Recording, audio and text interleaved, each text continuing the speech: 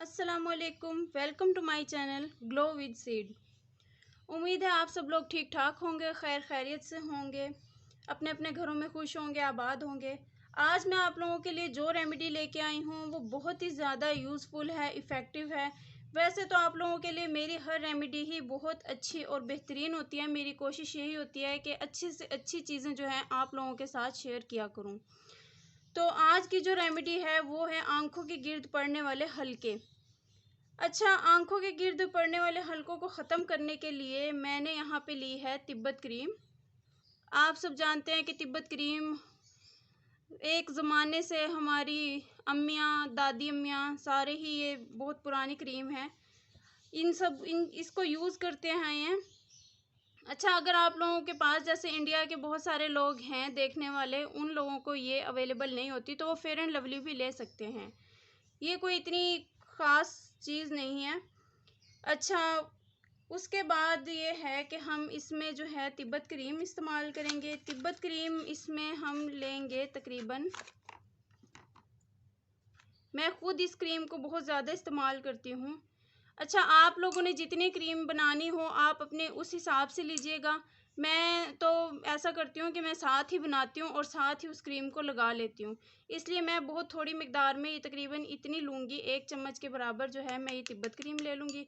अच्छा, उससे पहले आपने इस बात का ख़्याल रख लेना है कि आपका जो बाउल है जिसमें आप क्रीम बना रहे हैं, वो बाउल और चम्मच जो है बिल्कुल नीट और क्लीन होना चाहिए। इस पे कोई जर्म्स ना हो, कोई बैक्टीरिया ना हो, क्योंकि अगर बैक्टीरिया एक दफ़ा हमारी स्किन पे ट्रांसफ़र हो जाते हैं तो वो फिर ख़त्म करना उनको बेइंतहा मुश्किल होता है। अच्छा, हम सब ये भी जानते हैं कि जो खूबसूरती होती है, हमारी आँखों की खूबसूरती होती है, जो हल्के होते हैं उनकी खूबसूरती को बहुत ज़्यादा जो है मुतासिर करते हैं। इसलिए हमें सबसे पहले तो ये कोशिश करनी चाहिए कि हमारे आँखों के गिर्द हल्के पड़े ही ना। अच्छा, उसके बाद यहाँ पे मैं लूँगी एलोवेरा जेल। ये भी तकरीबन जो मैं है लूँगी, ये लूँगी, अगर हमने 1 चम्मच तिब्बत क्रीम का लिया है तो हम हाफ़ चम्मच जो है एलोवेरा जेल का लेंगे।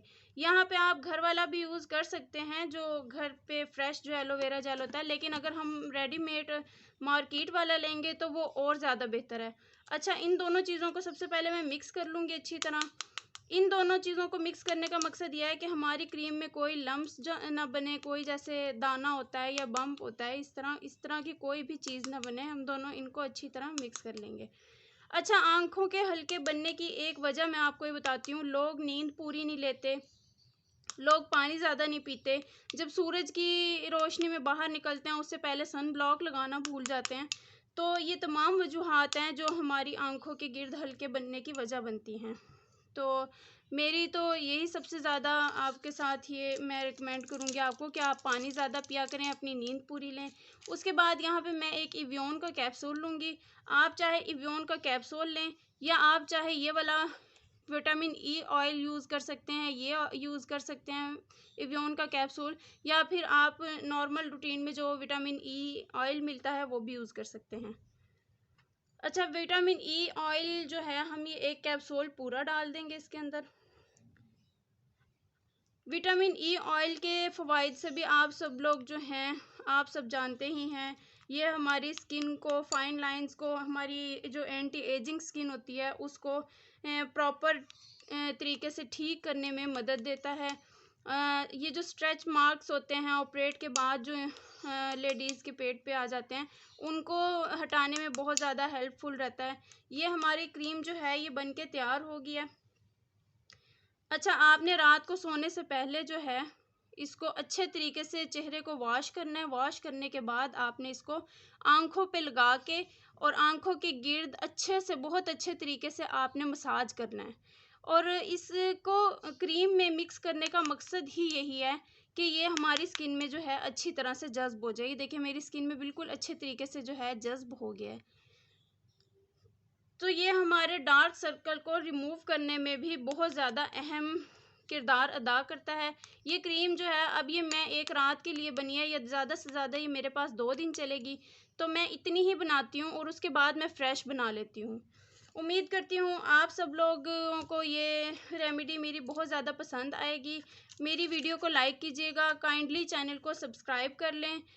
तो आपकी ये मेरी आपसे रिक्वेस्ट है, काइंडली मेरे चैनल को सब्सक्राइब कर लें। और इंशाल्लाह नेक्स्ट वीडियो में मिलेंगे एक नए टॉपिक के साथ। अपना बहुत सारा ख्याल रखिएगा, दुआओं में याद रखिएगा। अल्लाह हाफिज़।